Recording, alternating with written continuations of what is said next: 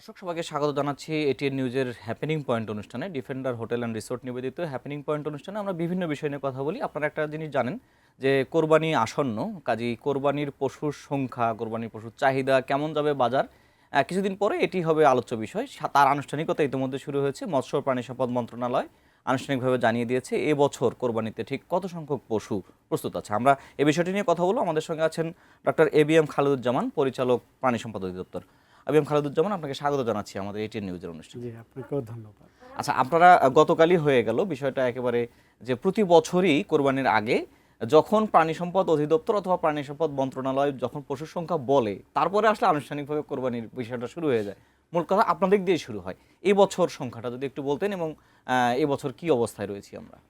প্রতি বছরই কুরবানিকে কেন্দ্র করে প্রাণী সম্পদ অধিদপ্তর 6 মাস আগে থেকেই আমরা এই প্রাক্কলনটা করি এবং আমরা র্যান্ডম স্যাম্পলিং করি। আমাদের যে উপজেলা পর্যায়ে কার্যালয় আছে এবং জেলা পর্যায়ে ও বিভাগীয় পর্যায়ে যে প্রাণী সম্পদ কার্যালয় আছে, সেখানে আমরা প্রত্যেকটা ইউনিয়ন থেকে কেন্দ্র করে আমাদের মাঠ কর্মীদের মাধ্যমে র্যান্ডম স্যাম্পলিংয়ের মাধ্যমে আমরা এই তথ্যটা নিয়ে আসি যে কোন জেলায় কতটা গবাদি পশু আছে, এবং সেই স্ট্যাটিস্টিক্যাল প্রসিডিওর অবলম্বন করে সারা দেশ থেকে আমরা একটা প্রাক্কলন করি।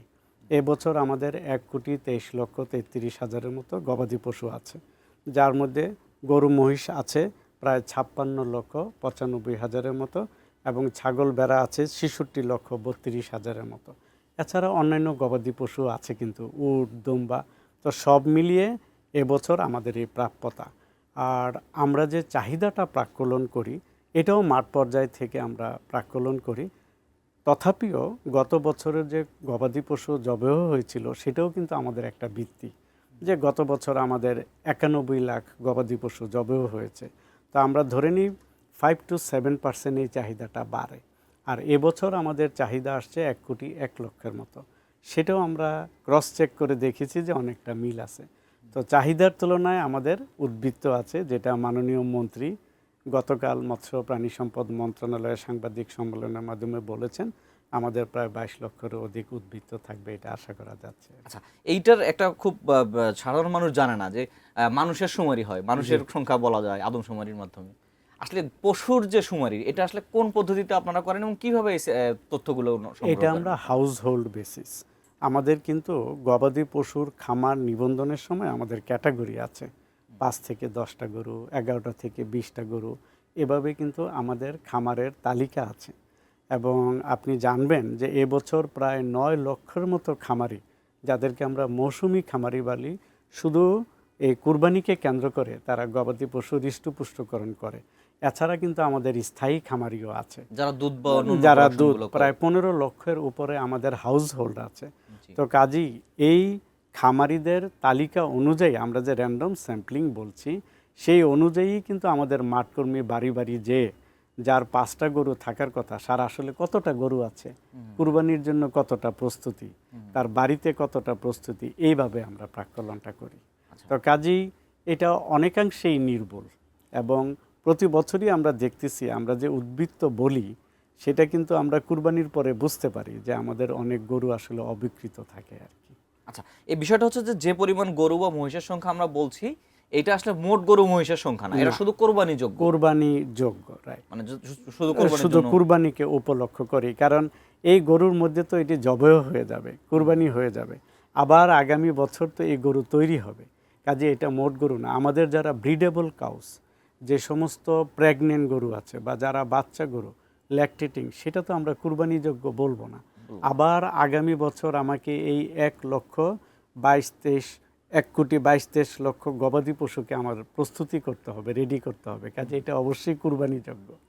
এটা আমাদের এই পার্মানেন্ট গরুর মানে যেটা আছে হাউস হোল্ড, যে গবাদি পশু আছে তার বাইরে, যেটা শুধু কুরবানির জন্য প্রস্তুত আছে। আমরা যদি বিগত পরিসংখ্যানগুলো তাকাই, বিগত 5 বছরের মধ্যে এবছর প্রায় 6.5 লাখের মতো কম। কম আছে। মানে এটা কেন হলো, যে এবার হিসাবটা এক্সাক্ট করা হয়েছে নাকি আসলে পশুর সংখ্যা কমে গেল এবং সেটা কোনো প্রভাব পড়বে? অবশ্যই আমরা যেটা প্রকৃত তথ্য, আমাদের মন্ত্রণালয় থেকে নির্দেশনা ছিল যেন প্রকৃত তথ্যটাই আমরা যাচাই বাছাই করে আমরা সবাইকে বলি।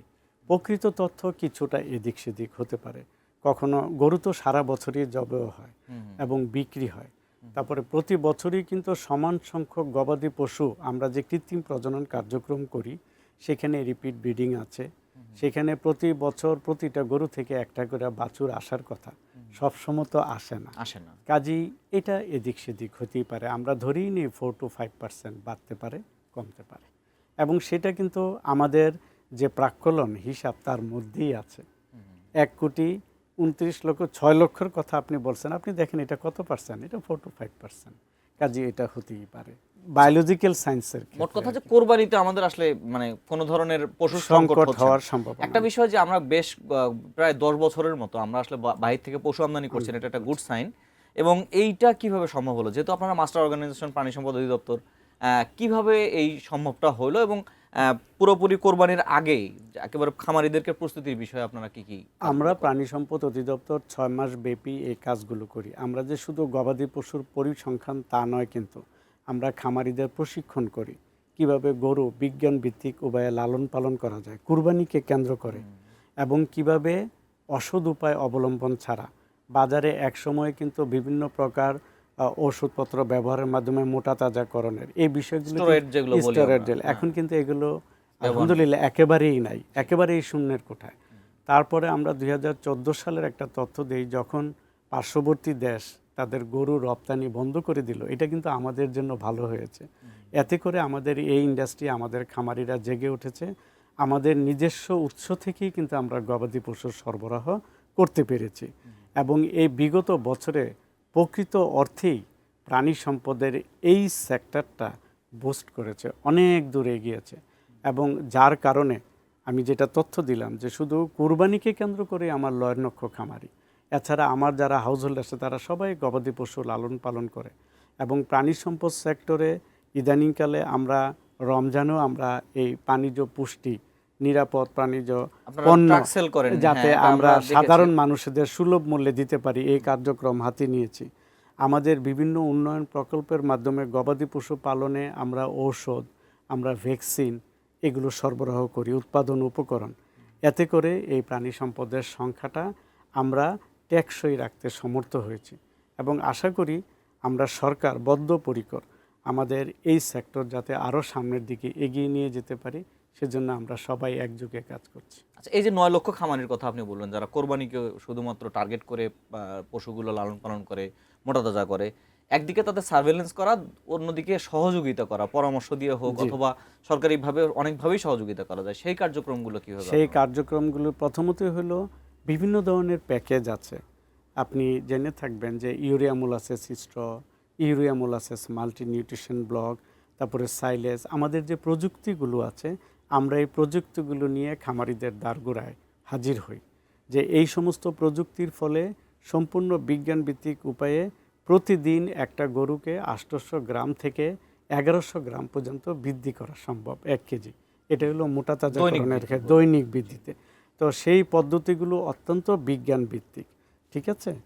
দ্বিতীয়ত হলো আমরা চাই একটা গবাদি পশু, ধরেন 6 মাস বয়সের একটা গবাদি পশু একজন খামারি কিনে তার 2 বছর বয়সে অর্থাৎ কুরবানির যোগ্য হতে তাকে 12 থেকে 13 মাস পালতে হবে। সুতরাং তার যে খাদ্য খরচ, তার যে লালন পালন খরচ, এইটা ব্যতি রেখে তার হাতে যাতে লভ্যাংশ আসে, সে যাতে লাভবান হতে পারে, সেই অনুসরণ প্রক্রিয়াগুলো আমরা তাকে বলে দিই। কিভাবে ভ্যাকসিনেশন করতে হবে, কুরবানির সময় ধরেন গবাদি পশু পরিবহন হয়, এই পরিবহনের সময় যাতে কোনো প্রকার কমিউনিকেবল ডিজিজ ছড়িয়ে না পড়ে, সেজন্য আমরা ভ্যাকসিনেশন প্রোগ্রাম তাকে শিখাই। পাশাপাশি নতুন করে প্রাণী কল্যাণ আইন, গবাদি পশু বা ছাগল বেলা পরিবহনের সময় কোনো প্রকার পীড়নের শিকার না হয়, এজন্য আমরা প্রাণী কল্যাণ আইন নিয়ে তাদেরকে প্রশিক্ষণ করাই। পাশাপাশি মাংসের গুণগত মান, গবাদি পশু কুরবানির সময় কিন্তু মাংসের গুণগত মান কমে। আপনি একটা গরুর সামনে কিন্তু আরেকটা গরুকে জবাই করতে পারবেন না, তার এড্রিনাল গ্ল্যান্ড থেকে প্রাণী অধিকার বলি। তো সেইগুলো রক্ষার্থে সমস্ত প্যাকেজগুলো নিয়েই কিন্তু আমরা 7-8 মাস ধরে খামারির সাথে কাজ করি। জনাব খালেদ, আমরা আরও কথা বলবো বিষয়টি নিয়ে, মাংসের দাম নিয়েও অনেক কথা আছে, নিশ্চয়ই আমরা কথা বলবো। একটু ছোট্ট বিরতি নিয়ে আসি। দর্শক, হ্যাপেনিং পয়েন্টে আমরা কথা বলছি প্রাণী সম্পদ অধিদপ্তরের পরিচালক ডক্টর ABM খালেদুজ্জামানের সঙ্গে। আমরা ছোট্ট একটা বিরতি নিতে চাই, বিরতির পরে আবারও ফিরে আসবো, এই বিষয় নিয়ে আলোচনা করব আমরা।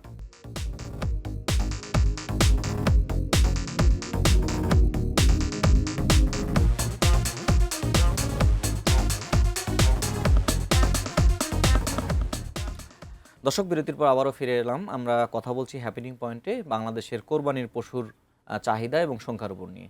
আমাদের সঙ্গে রয়েছেন ডাক্তার এবিএম খালেদুজ্জামান, পরিচালক প্রাণী সম্পদ অধিদপ্তর। ডাক্তার খালেদুজ্জামান, আমরা কথা বলছিলাম প্রাণীর সংখ্যা নিয়ে কথা হলো, আপনারা কীভাবে খামারিদেরকে সহযোগিতা করেন সেটা নিয়ে কথা হলো। একটা বিষয় সাধারণ মানুষ হিসেবে এটা আমারও বিষয় লাগে যে চাহিদা এবং যোগানের ভিত্তিতেই দাম নির্ধারণ হয়, কিন্তু দেখা যায় যে এখানে যোগান অনেক বেশিই থাকে, তারপরেও প্রতি বছর কোরবানির পশুর যে দামটা এটা মধ্যবিত্তের নাগালের মধ্যে থাকে না। আসলে কেন এটা, এবং মাংসের দামও আসলে আলটিমেটলি থাকে না, একটু যদি বলতেন এটার কারণটা। কুরবানি পশু পালার ক্ষেত্রে, লালন পালনের ক্ষেত্রে দামের যে বিষয়টা, তার প্রধানতম ইন্ডিকেটর হলো গোখাদ্য। আপনারা জানেন যে পশু পালন করতে গেলে 65 থেকে 70% খরচই হলো গোখাদ্য। তো সেই গোখাদ্যের মধ্যে যেমন ভুট্টা, সয়াবিন বা আদর যেগুলো খৈল ভুসি আছে, এগুলো প্রধানতম। আমাদের প্রচুর গোখাদ্য বাইরে থেকে আমদানি করতে হয়। অন্তত ইনগ্রেডিয়েন্ট যেগুলো ইনগ্রেডিয়েন্ট যেগুলো, মেজর ইনগ্রেডিয়েন্ট যেগুলো, এগুলো আমদানি করতে হয়। এই আমদানি নির্ভরতার কারণেই কিন্তু খাদ্য খরচটা বেশি, যার ফলে খামারি গবাদি পশু লালন পালন করে সে দাম ছাড়তে চায় না। প্রাণী সম্পদ অধিদপ্তরের কর্মী হিসাবে আমি চাবো একজন খামারি তার ন্যায্য মূল্য পাক, বেশি মূল্য না। অন্যদিকে ভোক্তাও স্বস্তিতে থাকবে যে না, সে একটা ন্যায্য দামে গবাদি পশু পেয়েছে। দামে যাতে পশুটা পায়। আমরা দেখেছি এই উদ্বৃত্তের কারণে বলেন, কুরবানির পরে কিন্তু অনেক গরু অবিকৃত থাকে। আসলে খামারি তো লোকসান দিয়ে গরুটা বিক্রি করবে না। তো এই কারণে গোখাদ্যের কারণেই মূলত দামটা ছাড়তে পারে না খামারি। পাশাপাশি তার পরিবহন খরচ আছে, তার লেবার খরচ আছে, এই সব মিলিয়ে আবার কিছু মধ্যস্বত্বভোগী লোকজনও আছে। কিন্তু এগুলো আমরা মৎস্য প্রাণী সম্পদ মন্ত্রণালয় এবং আন্তঃ মন্ত্রণালয় বৈঠকের ফলে চাঁদাবাজি, রাস্তাঘাটে চাঁদা, এগুলো কিন্তু বন্ধ হয়ে গেছে, এগুলো অনেকাংশেই কমে গেছে। সেগুলো রোধ করতে পেরেছি। গোখাদ্যের বিষয়ে সরকার কিন্তু ট্যাক্স সুবিধা প্রদান করে। মূল উপাদানগুলির উপরে কোনো সব ধরনের ট্যাক্স সুবিধাই আছে। কর্পোরেট ট্যাক্সের কিছু বিষয় আছে যেগুলো নিয়ে মৎস্য প্রাণী সম্পদ মন্ত্রণালয় ঊর্ধ্বতন পর্যায়ে এনবিআর সবার সাথে আলাপ আলোচনা প্রক্রিয়াধীন আছে। মাননীয় মন্ত্রী সবাই আশ্বস্ত করেছেন কিভাবে এই বিষয়গুলো সহনীয় পর্যায়ে নিয়ে আসা যায়। আমরা আশা করি তাছাড়া গোখাদ্য যাতে বাড়ানো যায়, আমরা কিন্তু এগ্রিকালচার এক্সটেনশন এবং ভূমি মন্ত্রণালয়ের সাথে আলাপ আলোচনা অব্যাহত আছে কিভাবে সরকারি খাস জমি, রাস্তার ধারে বা অন্যান্য জমি গোখাদ্যের আওতায় নিয়ে আসা যায়। নতুন নতুন চর জাগতেছে, এই চরগুলিতে কিন্তু লিগোমিনাস ফোডার হয়, সয়াবিন হয়, অন্য গ্রিন গ্রাস হয়। তো সেই জায়গাগুলি যদি আমরা গোখাদ্যের জন্য বরাদ্দ নিতে পারি, অদূর ভবিষ্যতে আমরা খাদ্য খরচটাকে নিয়ন্ত্রণের মধ্যে নিয়ে আসতে পারবো। ন্যাচারাল রিসোর্সের উপরে, ন্যাচারাল রিসোর্সের উপরে, যেহেতু আমাদের ল্যান্ড কম, আমাদের জনসংখ্যা বেশি, আমাদের প্রাণীর সংখ্যাও কিন্তু বেশি অন্যান্য দেশের তুলনায়। আমরা সংখ্যা বাড়ানোর চেয়ে প্রাণীর উৎপাদনশীলতা বৃদ্ধির দিকে বেশি আমরা ফোকাস করি আর কি, যাতে পার ইউনিট উৎপাদন বাড়ে, এতে করে খাদ্য রূপান্তর দক্ষতা বাড়ে, এতে করে আমার খাদ্য খরচ কমবে, উৎপাদন বাড়বে। এবং বাংলাদেশের প্রতিটা জায়গা, যে জায়গাগুলো গোখাদ্যের জন্য উপযুক্ত, সেগুলো আমরা চেষ্টা করছি আর কি। এই কারণেই আন্তঃ মন্ত্রণালয় সভা, মৎস্য প্রাণী সম্পদ মন্ত্রণালয় সহ অন্যান্য মন্ত্রণালয় আমরা এই জন্য একযোগে কাজ করছি আর কি। আচ্ছা, আরেকটা বিষয় যে গোখাদ্যের ক্ষেত্রে দানাদার খাবারটাই বলা হয় যে দানাদার খাবারের দামের কারণেই এটা হয়। তো গরু ঘাস খায়, আমরা নর্মালি এটা বলি যে গরু ঘাস খায়। তো গরুকে তো ঘাস দিয়ে বা আরও কিছু সবুজ খাবারগুলো দিয়ে, বিশেষ করে অনেক দেশে দেখেছি যে অনেক উচ্ছিষ্ট থেকেও গোখাদ্যগুলো বানানো হয়, মানব খাদ্যের উচ্ছিষ্ট থেকে।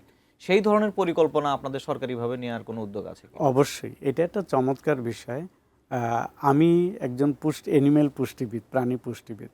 আমরা জানেন যে আমাদের দেশে ভুট্টা হয়, ভুট্টার গ্রেইনটা যখন হারভেস্ট হয় তখন কিন্তু গাছটা থেকে যায় কিছুটা yellow green, that's stem with fodder. এই যে গাছ, এই গাছটা কিন্তু আমরা চপিং করে, এবং ভুট্টার গাছে কিন্তু প্রচুর সলিউবল কার্বোহাইড্রেটও থাকে।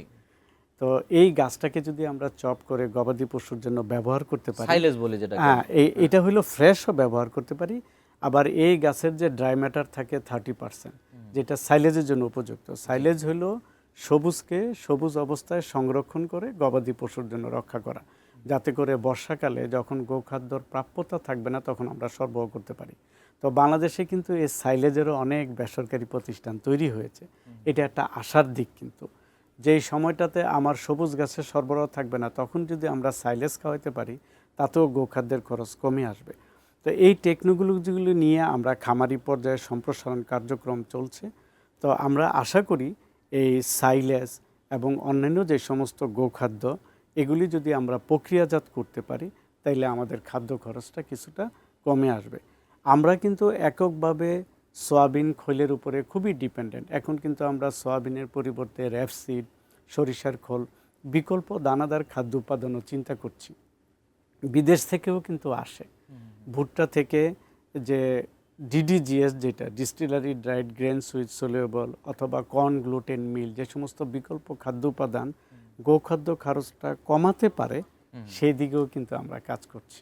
আশা করি এদিকেও আমাদের সফলতা। কথা আপনারা একদিকে দাম কমানোর কাজ করছেন, অন্যদিকে বিকল্প খাদ্য উপাদান অনুসন্ধান করছি। আরেকটা বিষয় নিয়ে একটু বলি, বাংলাদেশে আমরা কিন্তু এই বিষয়টা খুবই অ্যালার্মিং যে বাংলাদেশের ছাগল, মানে ছাগল নিয়ে যদি কথা বলি তাহলে ছাগল এমন একটা প্রাণী, খাবার কম খাচ্ছে, প্রোডাক্টটা বেশি দিচ্ছে, এবং সবচেয়ে বড় কথা ছাগলের মাধ্যমে একটা অসহায় দরিদ্র পরিবার, অসহায় নারী, তারা মানে স্বাবলম্বী হতে পারে। তো সেই জায়গাটাতে ছাগল নিয়ে স্পেসিফিক ভাবে আপনাদের কোনো কাজ আছে কিনা? আমাদের খুব সুন্দর একটা ব্রিড আছে আমাদের ব্ল্যাক বেঙ্গল, এবং সেটা রোগ সহনশীল। ছাগল নিয়ে স্পেসিফিক ভাবে কি কি কাজগুলো? আপনি যথার্থই বলেছেন। আমাদের ব্ল্যাক বেঙ্গল গোট শুধু একটা জাত না, যার চামড়া এবং মাংস কিন্তু দুনিয়া বিখ্যাত, বিশ্ববিখ্যাত। স্বাদের জন্য, চামড়ার গুণগত মানের জন্য, আমাদের রোগ প্রতিরোধ ক্ষমতার জন্য। এটা কিন্তু একটা GI product, geographical patent product. সুতরাং এটা আমাদের অ্যাচিভমেন্ট। আমাদের সরকারি 60টি ছাগলের খামার আছে, সেখানে কিন্তু আমরা এই পিওর ব্ল্যাক বেঙ্গল গাড জাত আমরা সংরক্ষণ করি, তার জেনেটিক্সটা প্রিজার্ভ করি, এবং মানুষের মাঝে আমরা পাঠা এবং ছাগে বিতরণ করি। প্রচণ্ড চাহিদার তুলনায় আমরা দিয়ে কুলাতে পারি না। আমরা আমাদের সক্ষমতা বৃদ্ধির জন্য চেষ্টা করতেছি সরকারি পর্যায়ে। বেসরকারি পর্যায়ে আমাদের একটা প্রকল্প ছিল, আমরা পাঠা বিতরণ করেছি। ছাগলের সংখ্যাও কিন্তু কুরবানিতে কম না, প্রায় 66 লক্ষ। ছাগল বেড়া কিন্তু একটা প্রতি বছর আরো বেশি থাকে। তো আমাদের এই পিওর ব্ল্যাক বেঙ্গল গড ছাগলের উৎপাদন বৃদ্ধি এবং সংরক্ষণ আমাদের একটা প্রকল্পও আছে, বিশুদ্ধ জাতের ছাগল। এটা বলতে ব্ল্যাক বেঙ্গল গডকেই মিন করা হয়েছে। তো কাজেই এই ব্যাপারে উন্নয়ন প্রকল্পের মাধ্যমে এর সংখ্যা বৃদ্ধি পাবে। ছাগল নিয়ে আমরা আমাদের সরকারি খামারগুলোর সক্ষমতা বৃদ্ধির প্রক্রিয়া চলছে, প্রকল্প আছে, এবং খামারিদের প্রশিক্ষণ। আমরা বিভিন্ন প্রকল্পের মাধ্যমে আমরা কিন্তু পাঠা এবং ছাগে বিতরণ করে থাকি। অধিকাংশ সময় খামারিদেরকে আমরা প্রশিক্ষিত করি যাতে এই পাঠা কিন্তু জব করার জন্য নয়, এই ছাগল জবও না, এই পাঠা হলো প্রজননের জন্য। কাজেই এই সংখ্যাটাও বৃদ্ধি করতে হবে। প্রচুর চাহিদা আছে, এবং এটার প্রলিফিকেসি, ছাগলের বাচ্চা, তাই না, একবারে 4 থেকে 5টা পর্যন্ত বাচ্চা দেয়, রোগ প্রতিরোধ ক্ষমতা আছে। 1-2টা ভ্যাকসিন দিয়েই এটা পালন করা সম্ভব। তো এই ক্ষেত্রেও আমাদের আশা আছে যে আমরা কাজ করব। আমরা শেষের দিকে চলে আসছি, আপনাকে একটা প্রশ্ন করি। প্রাণী সম্পদ অধিদপ্তর হচ্ছে এমন একটা প্রতিষ্ঠান যেটা আসলে সমস্ত খামারিদের আশা ভরসার জায়গা। কেন আপনারা একদম উপজেলা পর্যায় থেকে কাজটা শুরু করেন, ইউনিয়ন পর্যায়েও আপনাদের ক্ষেত্র বিশেষে কাজ রয়েছে। তো অনেক অভিযোগ আছে খামারিদের যে প্রাণী সম্পদ অধিদপ্তরের যেমন ডাক্তারকে পাওয়া যাচ্ছে না, তাদের কাছ থেকে প্রপার, মানে যা করছি আমরাই করছি, এরকম একটা কথা আছে। সেইখানে যেহেতু সরকার বা মাস্টার অর্গানাইজেশন আপনারা ছাতায়ের মতো কাজ করেন, এটাকে ভবিষ্যতে আরও বাড়ানো, আরও খামারি বান্ধব হওয়া, এই ধরনের কি কোনো পরিকল্পনাগুলো আছে, এবং ভবিষ্যতে ব্রিডগুলো নিয়ে আপনাদের কি ধরনের কাজ করার? জনগণ, আমরা লোকাল ব্রিডগুলির উপরে, দেশীয় জাতের উপরে প্রায়োরিটি দিয়েছি। স্বাধীনতার পরবর্তীতে আমরা কিন্তু দুধ উৎপাদনটাকে প্রায়োরিটি দিয়েছিলাম, উৎপাদন বাড়াতে হবে, তাই না? যেমন হলস্টেইন জেনেটিক্সটাকে আমরা আমদানি করেছি, আমাদের দেশি জাতের সাথে প্রজনন করে ক্রসবিট সংকর জাতের একটা রিসোর্স পুল তৈরি হচ্ছে। আমাদের দেশি গরুর উৎপাদন ক্ষমতা ছিল 2 থেকে 2.5 লিটার। আজকে কিন্তু আমার এই ক্রসবিটের অ্যাভারেজ, ন্যাশনাল অ্যাভারেজ সেখানে 7.5-8 লিটার হয়েছে, বেড়েছে। এখন আমরা দেশীয় জাতের উপরে প্রায়োরিটি দিচ্ছি, এটাকে উন্নত করা, যেটা আমাদের আবহাওয়ায় খাপ খায়। আপনি রোগ প্রতিরোধের কথা বললেন, সেরকম 2টা জাত আছে, যেমন RCC, red Chittagong cattle, Chittagong based একটা চমৎকার জাত, যেটা আমাদের দেশীয় আবহাওয়ার সাথে সহনশীল, রোগ প্রতিরোধ ক্ষমতা ভালো। আমরা মুন্সিগঞ্জে আমাদের একটা ব্রিড আছে, মীর কাদিম। আমাদের নর্থ বেঙ্গল গ্রে আছে, পাবনা ব্রিড আছে, এবং আমাদের রাজশাহী ফার্মটা কিন্তু শাহিওয়ালের জন্য ডেডিকেটেড, চিটাগাংয়ের ফার্মটা আরসিসির জন্য ডেডিকেটেড। সো আমরা দেশীয় জাতের উপরে আমাদের গবেষণা, সম্প্রসারণ এবং প্রিজার্ভেশন চলছে, নাম্বার 1।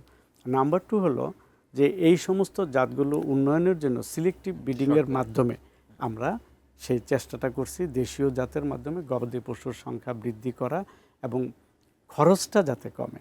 আপনি একটু বলছেন যে দাম বেশি, হ্যাঁ। দামটাকেও কমায় নিয়ে আসতে হবে। তো সব দিকে আর হলো যে হ্যাঁ, জনবলের অপ্রতুলতা তো আছে, এটা স্বীকার করি। আমরা নতুন করে 195 জন ভেটেরিনারি সার্জন নিয়োগ দেওয়া হয়েছে। আমাদের মন্ত্রণালয় থেকে উদ্যোগ আছে আরও অধিক সহকর্মী, আমাদের উপসহকারী প্রাণী সম্পদ আমরা কিছুদিন আগে 600 জনের মতো দিয়েছি। আরও আমরা প্রাণী সম্পদ কর্মী নিয়োগ দিব, যাতে করে মাঠ পর্যায়ে আমাদের সমস্ত লোকজন ছড়িয়ে পড়ে। ধন্যবাদ আপনাকে, আপনি অনেক কথা বলেন। আমরা তো সময় পেলে হয়তো আরো অনেক কথা বলা যেত, সময় সংক্ষিপ্ত, আমাদের বিদায় নিতে হচ্ছে। আপনাকেও ধন্যবাদ, এটিএন নিউজকেও ধন্যবাদ। হ্যাঁ দর্শক, আমরা কথা বললাম মৎস্য প্রাণী সম্পদ অধিদপ্তরের পরিচালক ডাক্তার এবিএম খালেদুজ্জামানের সঙ্গে। তার কাছ থেকে আমরা কোরবানি নিয়ে মূলত কথা বলতে শুরু করলো। আসলে বাংলাদেশের প্রাণী সম্পদের যতটুকু পারি সংক্ষেপে একটা চিত্র এবং সরকারি যে কাজগুলো হচ্ছে সেগুলোর একটা খবর পেলাম। আমরা ভবিষ্যতে নিশ্চয়ই তাকে আরও পাবো এবং আরও বিস্তারিত এগুলো নিয়ে কথা বলা হবে। আজকের মতো হ্যাপেনিং পয়েন্ট অনুষ্ঠান এখানে শেষ করতে চাই। সবাই ভালো থাকুন, সুস্থ থাকুন, আর সবসময় এটি নিউজের সঙ্গেই থাকুন। দেখা হবে আগামী পর্বে।